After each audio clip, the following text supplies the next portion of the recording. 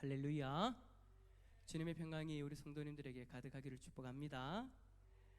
여러분, 우리는 지난주 수요일에 성도에 대해서, 성도란이라는 주제로 성도에 대해서 우리가 살펴보았죠.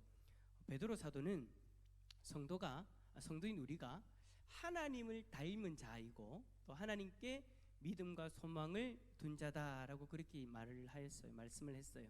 이렇게 여러분, 베드로 사도는 베드로전서 앞부분에서 신학적으로 성도의 정체성에 대해서 설명을 합니다. 그리고 오늘 본문으로부터 시작해가지고 3장 12절까지는 성도로서의 거룩한 삶을 사회의 여러 영역 속에서 어떻게 적용할 건가에 대한 그런 실천적인 교훈을 우리에게 주고 있습니다. 이렇게 새롭게 시작하는 단락을 시작하는 이 11절을 보면 베드로는 성도가 이 세상에서 거류민과 나그네 같은 존재다라고 그렇게 정의를 하고 강조합니다. 여기서 여러분, 거류민과 나그네 같다라는 이 표현은요, 집을 떠나 사는 자라는 뜻을 가진 헬라 원어를 사용하고 있어요. 그런 의미를 가지고 있어요. 베드로는 성도인 우리가 고향에 머물러 사는 사람들이 아니라 고향을 떠나서 유랑하는 자다라고 그렇게 이야기하고 있는 거예요. 그렇습니다. 여러분, 우리 신자들은요, 성도들은요, 이 세상에서 거류민과 나그네예요. 그 이유가 뭐냐? 아니, 나는 내 고향은 저긴데, 나는 고향에서 살고 있는데 라고 이야기하실 수 있는데, 왜 이렇게 이야기를 하느냐? 성도인 우리의 진정한 본향, 곧 고향은 이 세상이 아니라 하나님과 영원히 함께 살아가는 저 천국이기 때문입니다. 성도의 고향은요, 이 땅이 아니에요.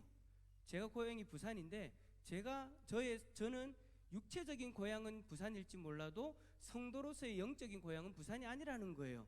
어디라고요? 천국이라는 거예요. 근데 여러분, 천국은 어떤 곳입니까? 하나님이 거하시는 곳입니다. 천국의 삶은 하나님의 뜻대로 움직이고, 그리고 천국은 완전하신 하나님의 다스림으로서 절대 흔들리지 않는 곳이에요. 이러한 천국이 우리의 본향, 곧 고향이다 라고 그렇게 성경은 이야기하는 거죠. 지금 우리는 저 천국을 떠나가지고 이 세상에서 잠깐 동안 거하며 살아가는 거예요. 이 땅에서 나그네로서, 그리고 거류민으로서 저 천국을 바라보며 살다가 결국에는 저 천국에 입성하게 되는 줄 믿습니다. 그렇기 때문에 우리는 이 세상에서, 이 세상이 본향인 것처럼, 고향인 것처럼, 이 세상의 삶이 전부인 것처럼 살면은 안 된다라는 거예요. 이 삶 이후에 우리의 고향인 천국이 기다리고 있기 때문에 이 세상의 것에 목매달지 않아도 된다라는 거예요. 세상 사람들과 똑같이 이 땅의 것에 목매고 살아가는 사람들이 되어서는 안 된다라는 거예요. 우리는 천국이 본향인 성도다운 삶을 살아야 될 줄 믿습니다. 자, 옆에 있는 분에게 고백합시다. 앞뒤 좌우로 성도다운 삶을 삽시다. 시작. 그렇게 살아야 되는 거예요. 하지만 참 안타깝게도 우리의 삶에 그러지 못한 모습들이 가끔씩 있죠. 종종 보여요. 분명 우리는 저 천국을 향해서 살아가는 사람들인데 어떨 때는 이 땅의 삶이 전부인 것처럼 그렇게 마음을 먹고 그렇게 행동을 하기도 합니다. 보암직도 하고 먹음직도 한 이 땅의 것에 목을 매면서 살아가더라라는 거예요. 그렇게 살 때 자신의 몸이 망가지는지도 모르고, 그렇게 살 때 자신의 영혼이 죽어가는 건 줄도 모르고 그렇게 살아가는 거예요. 그런 우리에게 베드로 사도는 거류민과 나그네 같은 너희에게 권하노니 라고 말씀을 합니다. 여기서 여러분, 권하노니라는 이 말은요, 단순히 너가 이렇게 했으면 좋겠어 라는 그런 의미가 아니에요. 베드로가 권한다라고 사용한 이 헬라 단어는요, 강력하게 권한다라는 뜻을 가지고 있는 거예요. 그 무슨 말이에요? 반드시 그렇게 해야 된다라는 거예요. 성도라면 반드시 이렇게 살아야 된다라는 거예요. 자, 그렇다면 베드로 사도가 우리에게 반드시 권하는 그 삶의 모습이 뭡니까? 자, 우리 11절 말씀 다시 한번 더 읽어볼까요? 11절입니다. 시작. 사랑하는 자들아,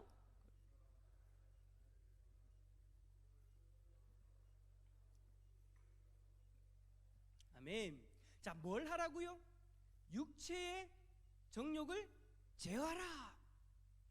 베드로 사도는 이 세상에서 천국을 바라보며 살아가는 나그네 인생인 우리가 육체의 정욕을 반드시 제거해야 된다, 제어해야 된다, 통제할 수 있어야 된다 라고 그렇게 권면하고 있는 거예요.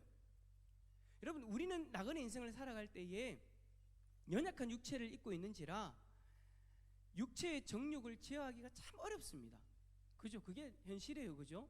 뿐만 아니라 우리가 살아가는 이 세상은 육체적 정욕을 쫓도록 그렇게 사회적 분위기가 만들어져 있고요, 육체적 정욕들로 가득 차 있어요. 이 세상의 문화들이 다 그래요. 거의 다 그래요. 그 속에서 세상을 거슬러 육체의 정욕들을 제어한다라는 거 너무나도 힘든 일이죠. 그래서 베드로 사도는 강력하게 권면하고 있는 거예요. 좀 너는 이렇게 살았으면 좋겠네가 아니라 너는 반드시 그렇게 살아야 된다 라고 그렇게 권면하고 있는 거예요. 자, 그럼 우리에게는 이런 궁금증이 생기죠. 아니, 나그네로서 잠시 잠깐 이 땅에서 살아가는데 육체의 정욕을 좀 적당하게 즐기면서 천국 가면 되지, 왜 굳이 육체의 정욕을 어렵게 그렇게 제어해야 되는가 라는 그런 궁금증이 생긴다라는 거예요. 그 이유가 뭡니까? 11절 우리가 방금 읽었던 말씀해 보니까 육체의 정욕이 우리의 영혼을 뭐 한다고요? 거슬러 싸우기 때문에. 육체의 정욕이, 나의 육체의 정욕이 나의 영혼과 거슬러 싸우기 때문에 이게 문제가 된다라는 거예요. 여러분, 우리가 일단 성도가 되면은요, 이 싸움이 시작되는 거예요. 우리가 예수님 믿기 전에 솔직히 이 싸움 안 싸웠어요. 예수님 믿고 나니까 이 싸움이 시작됐다라는 거예요. 우리가 예수님을 믿으면 우리의 영혼은요, 변화가 일어납니다. 어떤 변화가 일어나느냐? 하나님과의 교제가 시작되기 시작하는 거예요. 교제가 일어나기 시작하는 거예요. 여러분, 우리가 원래 창조될 때에는 우리의 육신은 흙으로 빚어져서 만들었잖아요. 그죠? 그리고 우리의 영혼은요, 하나님이 흙으로 만든 그 몸에, 코에 뭘 불어넣으셨어요? 생기. 하나님이 영을 부어넣으셨단 말이에요. 영혼을 부어넣어주셨단 말이에요. 그래서 우리의 육과 영혼이 만나가지고 한 인격체로서 이렇게 살아가고 있는 거예요. 우리의 영혼은 하나님께로부터 왔으니 하나님과 교제를 하면서 하나님으로부터 공급되어지는 그 채워짐이 있어야 살아있다라고 할 수 있는 존재다라는 거예요. 하지만 여러분 잘 아는 것처럼 아담과 하와가 죄를 짓고 난 이후에 이 채워짐이 끊어져 버렸어요. 죄는 우리의 영적인 눈을 가려워 버림으로 더 이상 하나님을 바라볼 수도 없고 하나님을 찾아볼 수도 없는 상태가 되어지게 만들어 버렸어요. 그런 우리를 위해서 누가 이 땅에 오셨어요? 예수님이 이 땅에 오셨고, 예수 그리스도가 십자가에서 자신의 생명을 내어주심으로 그 죄의 담장을 허물러 주셨죠. 그 이후로 이제 우리의 영혼은 하나님과 온전히 교제할 수 있게 되어졌고, 하나님이 공급해 주시는 영적인 영양분, 은혜를 공급받으면서 살아갈 수 있는 겁니다. 그런데 아직도 우리는 연약한 육체, 그대로 이 연약한 육체에 머물러 있는지라 육체의 정욕이 여전히 우리를 괴롭히는 거예요. 여러분, 육체의 정욕을 다른 말로 이야기하면 죄인 거예요. 죄. 육체의 정욕은요, 결단코 하나님의 것이 아니라 누구 것입니까? 사단의 것입니다. 사단은 육체의 정욕을 이용해 가지고 우리로 하여금 하나님과 온전한 교제를 하지 못하도록 막고 공격하고 있는 거예요. 그래서 베드로 사도는 뭐라느냐? 사도의 표현처럼 영혼을 거슬러 싸우는 육체의 정욕이다 라고 그렇게 표현하고 있는 거예요. 우리의 영혼은 하나님과 교제를 하려고 하는데 우리의 육체의 정욕은 하나님으로부터 끊어내려고 우리를 붙잡고 있으니 이 두 가지가 싸운다라는 것이죠. 어디서요? 저를 따라서 손바닥. 요즘 날씨가 더워서 손들기 힘드시구나. 그럼 손들지 마시고 손바닥을 가슴에 대면서 내 안에서 여전히 내 영혼과 육체의 정욕이 부딪히고 있다라는 거예요. 그럼 도대체 여러분, 육체 정욕이 뭡니까? 다 아시지만 그래도 한번 우리 초등학생 친구들도 있고 하니까 또 교회 나온 지 얼마 안 된 분도 있고 하니까 한번 이 육체의 정욕이 뭔가 소개하는 구절 한번 읽어봅시다. 갈라디아서 5장 19절부터 21절 한번 처음부터 끝까지 한번 읽어봅시다. 시작.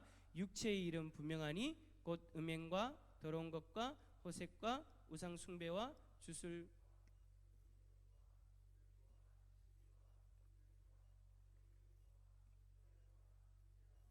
투기와 술 취함과 방탕함과 또 그와 같은 것들이라.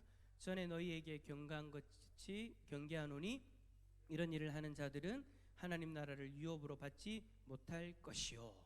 자, 이 모든 것들이 뭐라고요? 육체의 정욕이에요. 이것들은 하나님의 백성이 아니면은요, 솔직히 꺼리낌이 없는 거예요. 그러니까 예수님을 믿지 않는 사람들, 하나님의 백성이 아닌 사람들한테는 이거 별로 문제가 안 되는 거예요. 근데 하나님의 백성인 우리에게는, 성도에게는 문제가 된다라는 거예요. 갈라디아서 5장 17절에서 이 육체의 소욕이 성령을 거스르고 서로 대적한다 라고 그렇게 말씀하고 있잖아요. 하지만 이 세상은 이것들이 문제가 안 된다란 말이에요. 음행과 더러운 것과 호색하는 것, 이게 뭡니까? 성적인 타락과 동성애, 그런 것까지 다 이야기하는 거잖아요. 근데 여러분, 세상은 이것들을 어떻게 평가합니까? 남에게만 피해를 주지 않는다면 그것들을 인정해주고 받아들여야 된다라고 이야기를 해요.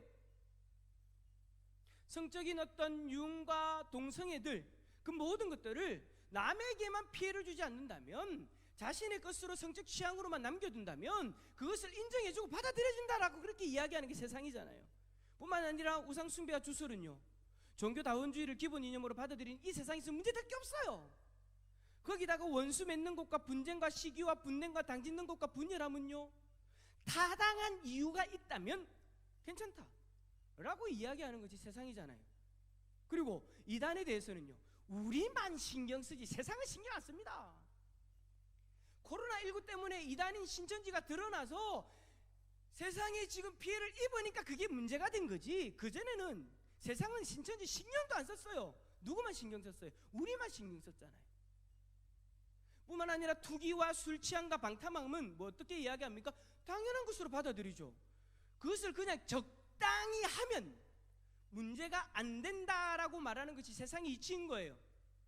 자, 이러한 세상 속에서 우리의 행실을 하나님 보시기에 선하게 산다라는 것, 육체의 정욕을 따르지 않고 산다라는 것, 이게 너무나도 어려운 거죠. 그래서 그들이 행하는 대로 살지 않고 하나님 보시기에 선하게 살면 우리에게 어떤 말을 합니까? 우리를 향해서 악행한다라고 비판하는 것이 세상이다라는 거예요. 한 가지 얘기를 들어볼까요? 동성애 봅시다. 우리는 하나님 입장에서 동성애는 뭐라고 이야기합니까? 죄라고 이야기합니다. 그래서 동성애자들이 주장하는 것을 받아들일 수가 없어요. 제가 며칠 전 우리 국회의원 선거할 때 일주일 전에 제가 SBS입니까? 거기서 띄워놓은 그 영상을 하나 봤는데, 동성애자 2명이 나와가지고 국회의원을 잘 뽑았으면 좋겠다. 어떻게? 동성애를 지지하는 사람들로. 그래서 동성애를 지지하는 사람들로 잘 뽑아가지고, 평등법 있잖아요, 그걸 잘 통과시켜가지고 동성애에 대해서 우리 초등학생들부터, 어린 아이 때부터 이것을 자연스럽게 받아들일 수 있도록 교육을 해야 된다. 이거를요, 여러분, 화면 동영상을 너무 아름답게 만들어가지고 딱 보면서 야, 진짜 저래 돼야 되는가 보다 라고 생각하게 만든다니까요. 그게 세상인 거예요. 그렇게 이야기하는 것을 우리는 어떻게 해요? 받아들일 수가 없어요. 왜냐? 그것이 우리의 신앙 양심이기 때문에. 하나님이 그것은 죄라고 이야기하는데 어떻게 세상이 그렇게 이야기하고 모든 사람들이 그렇게 이야기한다고 해서 우리가 받아들일 수가 없잖아요. 우리는 동성애가 죄라고 말하고, 동성애로 인한 부정적인 것들을 드러내어서 동성애에 대한 경각심을 가지게 만듭니다. 우리는 그렇게 해요. 하지만 그런 우리를 향해서 세상은 뭐라고 얘기합니까? 우리가 인권을 탄압한다라고 이야기해요. 차별한다라고 이야기해요. 12절의 말씀처럼, 오늘 12절의 말씀처럼 우리가 뭐 한다고요? 악행한다라고 이야기해요. 그게 세상이에요. 그리고 구원은 예수 그리스도 안에만 있다라고 우리는 이야기하잖아요. 여러분, 우리가 천국 가기 위해서 길이 몇 가지가 있습니까? 한 가지밖에 없어요. 누구요? 예수 그리스도. 예수 그리스도가 아니면 천국 갈 길이 없어요. 그게 우리의 신앙이에요. 근데 다른 종교들은 뭐라고 합니까? 그런 우리를 향해서 편협하다라고 공격합니다. 왜 다른 종교를 인정해 주지 않냐? 다른 종교에서 이야기하는 그 구원을 왜 인정해 주지 않냐? 라고 그렇게 우리를 이야기하죠. 공격하죠. 그래서 기독교는 뭐라고 얘기합니까? 독선적인 종교다라고 그렇게 공격하는 거예요. 투기와 술 취함과 방탕함도 마찬가지예요. 분명히 이것들이 사람들의 인생을 망치고 있음에도 불구하고 나라에서 이러한 것들을 오히려 더 조장하고 합법화시키고 있어요. 마사회나 카지노 시설도 보십시오. 분명히 거기 가가지고 인생이 망하는 사람들이 얼마나 많이 있습니까? 제가 아는 어떤 사람은 대구에서 개인 택시를 하는데 주말만 되면 다 내팽개치고 강원도 올라가요. 일주일 동안 벌었던 거 싹 다 거기 쏟아붓고 와요. 근데 문제가 안 돼요. 왜? 나라에서는 그 정도는 합법화 시켰으니까. 한 사람의 인생이 망가지고 있는데도 불구하고 이것들 없애지 않아요. 그러면서 뭐라고 얘기합니까? 적당히 하는 것은 문제가 되지 않는다라고 이야기합니다. 이것이 문제라고 주장하고 이야기하는 크리스찬들 향해서 세상은 오히려 우리가 이상하다, 잘못되었다라고 비방하는 거예요. 자, 이러한 환경 속에서 우리가 계속해서 우리의 선함을 지킬 것인지 아닌지 우리는 솔직히 망설일 때가 많이 있잖아요. 남자분들 같은 경우에는 신앙생활 막 시작할 때에 제일 어려운 게 뭐예요? 술, 담배 끊는 게 제일 어렵잖아요. 술을 끊으려고 할 때 이제 본인이 이제 끊으려고 마음을 먹었어요. 제가 제자반을 예전에 있던 교회에서 제자반을 하는데 어떤 분이 술을 너무 좋아하시는 거예요. 근데 이제 제자반을 지금까지 못 들은 이유가 뭐냐? 그러니까 신앙생활 한 지는 억수로 신앙생활 한 지는 엄청 그 연수가 되었거든요. 그래서 제가 이제 물어봤어요. 왜 제자 훈련 이제 하시냐고, 왜 아직까지 안 하시냐고 물어보니까 이 술 끊는 게 너무 힘들어가지고. 왜냐하면 친구들도 만나야 되고 회사 직원들하고 같이 어울리다 보면 술을 먹는 게 당연한 건데 내가 이거를 끊으려고 하니 안 되겠더라는 거예요. 제자 훈련 받으면 이거 술을 끊으라고 이야기를 하는데 나는 이걸 뭐 도무지 끊을 수가 없기 때문에 나는 안 되겠다라는 거예요. 그러니까 뭐 하는 거예요? 망설이게 되었다라는 거예요. 근데 그 망설임 속에서 본인이 결국에는 결단하고 나중에 그걸 끊게 돼요. 우리는 항상 그래요. 우리의 선함을 지킬 것인가? 육체의 정욕을 제어할 것인가? 안 할 것인가? 우리는 그렇지 않은 세상 속에서 언제나 망설이고 주저하죠. 그렇기 때문에 베드로 사도는 우리에게 분명하게 이야기합니다. 망설이지 말고 확신을 가지고 선한 일에 거하라. 그리하면 우리를 악행한다고 비방하는 자들이 결국 하나님께 영광을 돌리게 될 것이다. 할렐루야. 사랑하는 성도 여러분, 우리는 이 세상에서 잠깐 나그네 인생을 살아가고 있습니다. 이 나그네 인생을 살아갈 때 우리는 성도답게 살아야 되는데 육체의 정욕으로 수많은 고민과 번뇌를 하게 된다라는 거예요. 그래서 어떨 때는 망설이고 넘어지기도 해요. 그렇기 때문에 베드로 사도는 우리에게 강력하게 권면하는 거예요. 육체의 정욕을 제어하라. 제어하라. 왔다 갔다 하는 우리에게 정신 차려라, 제어해라 라고 우리에게 이야기하는 거예요. 여러분, 우리가 육체의 정욕을 제어하는 것 어려워 보이죠? 근데 이게 여러분 가능해요? 불가능한 거 아니에요. 갈라디아서 5장 24절에 이렇게 기록되어 있습니다. 한번 읽어봅시다. 시작. 그리스도 예수의 사람들은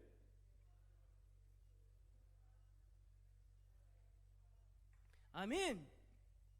그리스도 예수의 사람들 우리예요. 우리는 육체와 함께 그 정욕과 탐심을 어디에 못 박았다고요? 십자가에 못 박은 거예요. 이게 여러분 우리의 정체성인 줄 믿습니다. 하지만 사단은 우리에게 언제나 다가와서 뭐라고 얘기하느냐? 이 정체성에 대해서 의문을 가지게 만들어요. 사단은 우리가 넘어진 연약한 모습을 통해서 야, 이렇게 넘어졌는데 너는 하나님의 백성이 될 자격이 없어. 하나님은 너에게 이제 떠났다고 말할 거야. 널 떠났어 라고 우리에게 이야기를 하죠. 근데 이게 여러분 참 의외로 힘이 있어요. 이 사단의 공격에서 많은 사람들이 방황하고 넘어져요. 그러니까 여러분 이럴 때일수록 우리는 어떻게 되느냐? 반드시 기억하고 확신해야 돼요. 하나님이 백성인 우리를 하나님은 절대 떠나지 않으십니다. 이렇게 연약한 우리를 위해서 예수 그리스도를 보내주신 거예요. 하나님이 우리가 잘나서 예수님 보내준 거 아니에요. 우리가 그렇게 우리의 연약한 존재니까 예수님을 보내준 거예요. 하나님은 우리를 구원하실 때요, 우리의 의로움이나 우리의 선을 보지 않았어요.